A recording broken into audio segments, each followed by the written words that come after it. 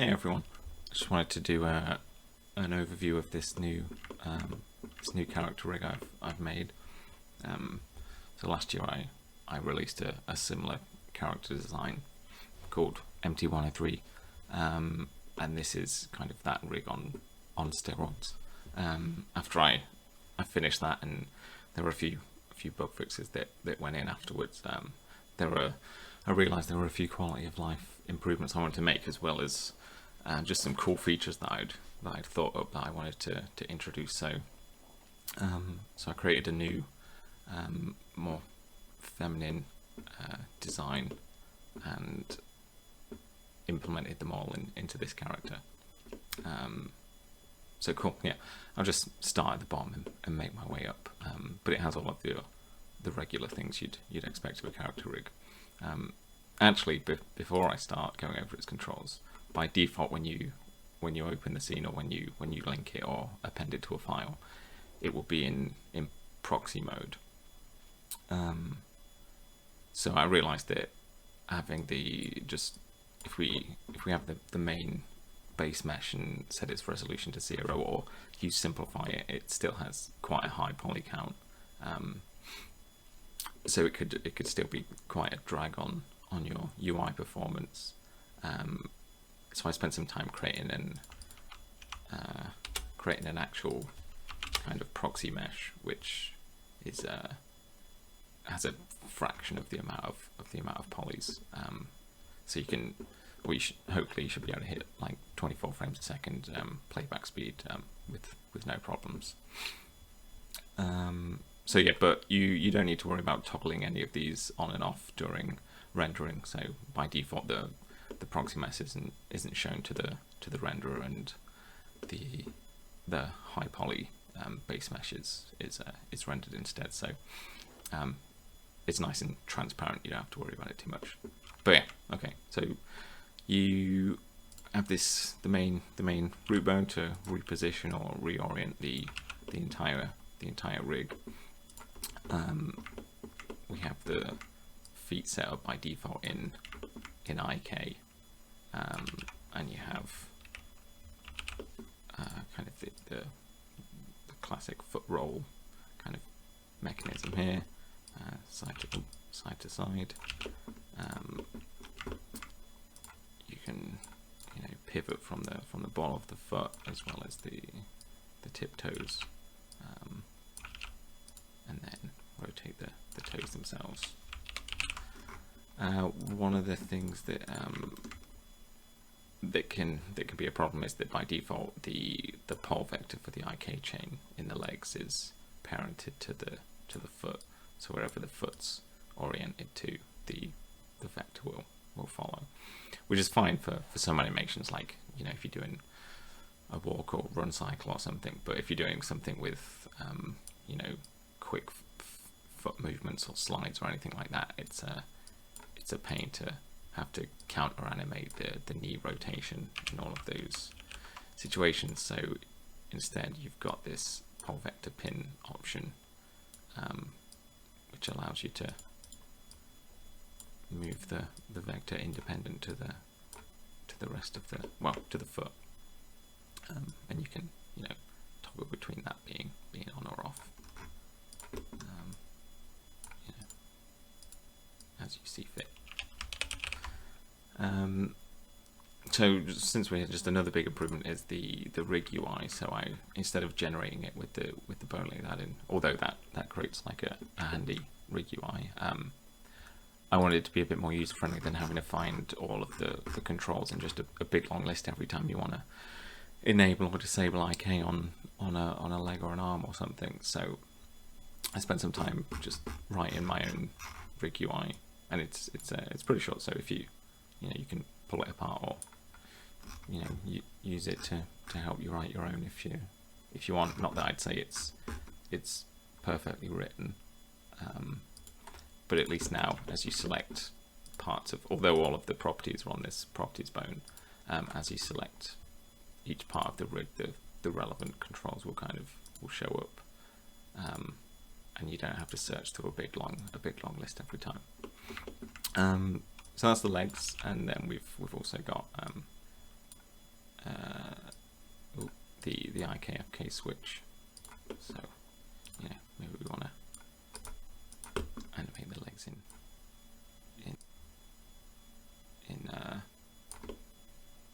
FK instead. You can do that. You can set all of these controls back to default just by hovering over them and hitting backspace. And we have all these mask controls as well that we can use whilst we're animating to hide parts of the rig. So then moving up to the torso, we have the hips, the spine, and then the rib cage or the chest. And whenever you select one of these kind of central controls, or at least I've called them core controls, you also have the proxy and resolution options here, so you can easily just quickly find them by selecting any of these bones each time you want to enable or disable. If you enable the tweak controls in the torso, a new control aside from the spine kind of tweak controls that you've got is this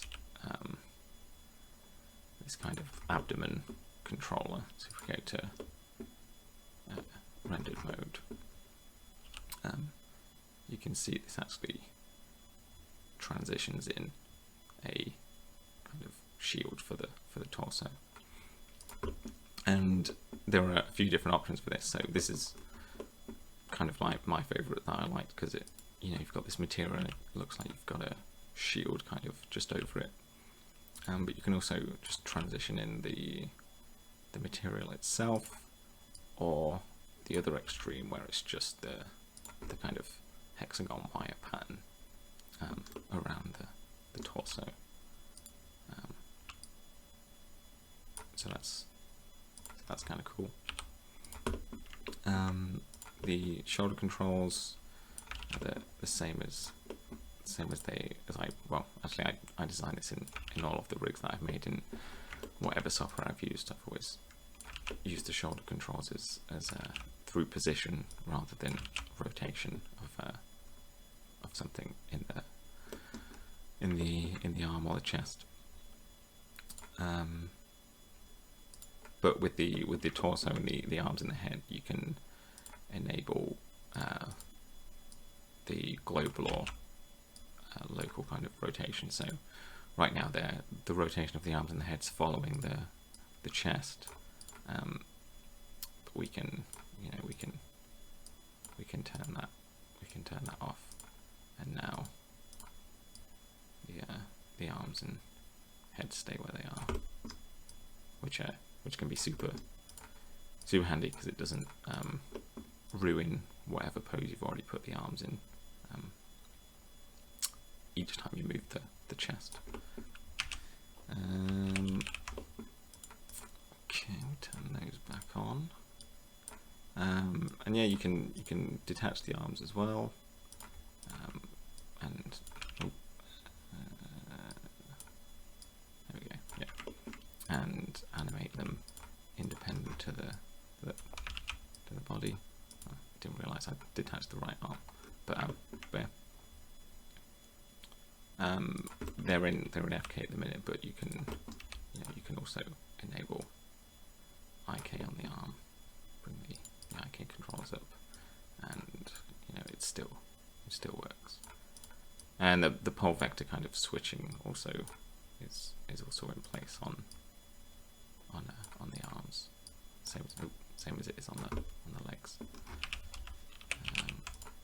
Let's turn these settings back to default.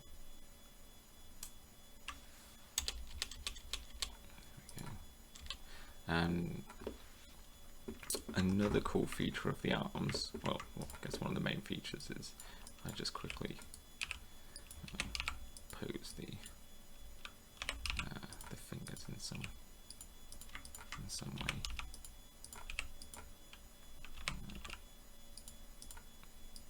Something like that. You can convert the arms into a kind of blaster. Didn't really know what to call it. Cannon blaster, something like that.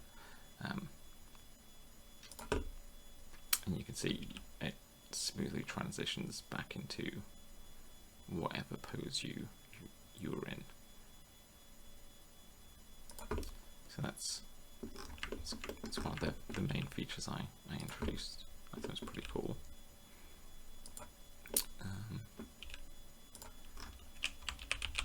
Yeah. So what else? Anything else in the arms? No. Okay. We'll move up to the head next. So we've got head. Let's turn head follow back on for a minute. So we can animate the head with these controls itself, or we can enable the head track and use this so that it's always pointing in this kind of tracking object. This isn't the same as the global rotation, so you can see you get kind of this weird rotation going on here. I was about to break his neck because the rotation of the head is still actually mainly aligned to the chest. It's just oriented towards the track. So if you want to fix that, you can just turn head follow.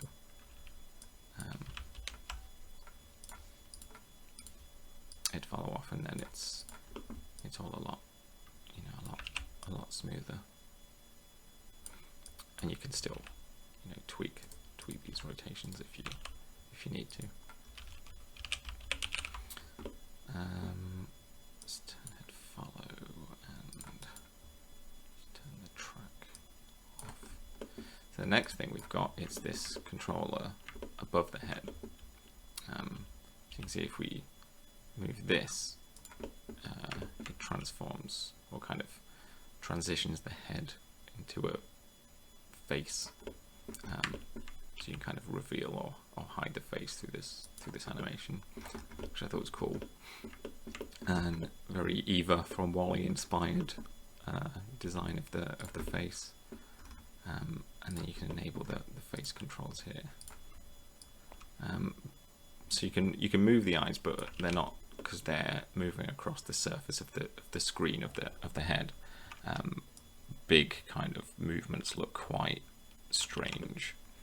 So by default, I actually have the eye target parented to the head, and then with the idea that you can maybe do small adjustments, where you see fit independently of each eye, if you need to. But you can easily just turn that off with the head eye track pin. So now you can see the eyes kind of don't quite look right when they move quite that drastically across the head without the target coming with it. So that's why the default is for it to not do that. You'll notice as well that the track actually follows the orientation of the head as well, so you don't need to worry about counter rotating each time if you do use this mode. So the eyes will always be in the right place. Pin back on, and so you can change the profile of the eyes if you want.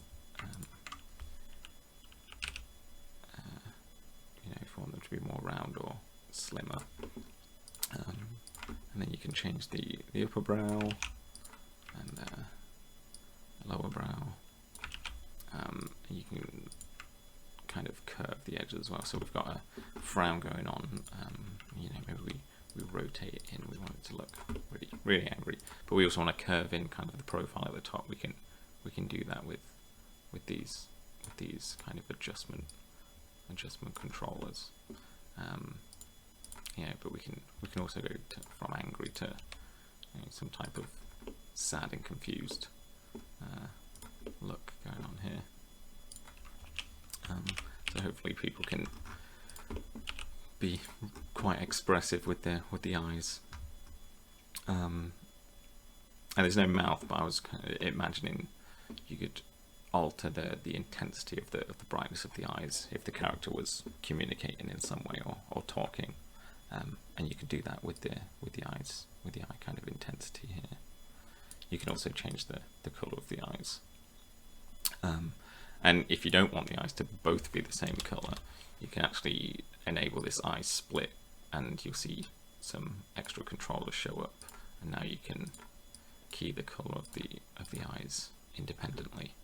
And this also shows in the viewport, so you can actually see whilst you're animating without having to kind of render it or go into this rendered mode.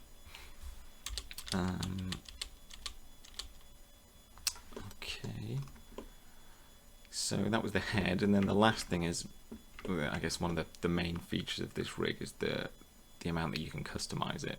So if you, instead of selecting this main properties bone, you just select this paintbrush in the middle, you'll see that you can actually customize most of the presentation. So we can change the base color, we want it to be green, change the pattern of whatever the decals or the whatever they'd be called on the robot are. Change the eyes again, the light on the head independently, as well as their intensities. And we can also bring in this camo pattern. So, you know, maybe we want to go for a more soldier military look or something. So make the eyes look a bit more welcoming. Okay. And then if you don't like these patterns, and instead of having to like bin the find and change the texture, you can actually toggle between these three different types. So you've got no patterns at all, you know, if we take that camo pattern away, or you can just have kind of this model branding on here, or you can use the third option, which has the pattern on it as well. So those are kind of the main customizable controls. Set everything back to default. So that's probably it for the most part that I can remember. So I have another scene just to contextualize it all a bit more.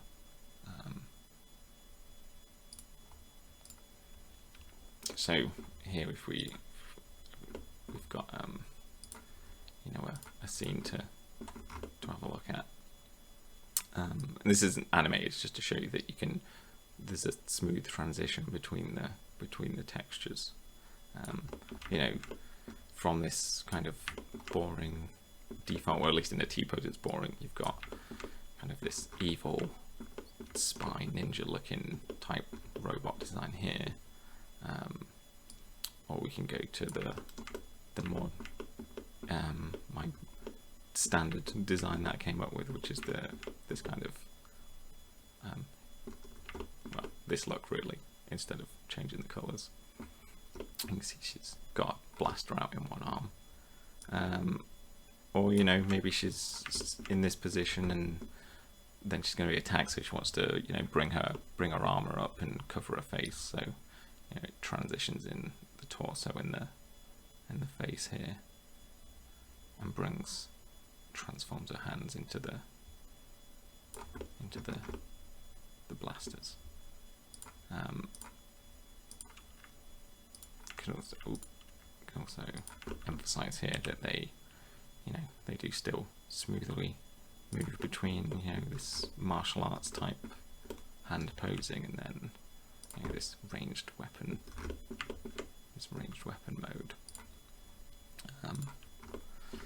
Yeah, so that's pretty much it. Hopefully people like the rig and do some cool stuff with it and customize it or change it, do whatever people like to do. I'll put a link to the downloading on Gumroad in the description. But cool. Have fun with the rig. See you next time.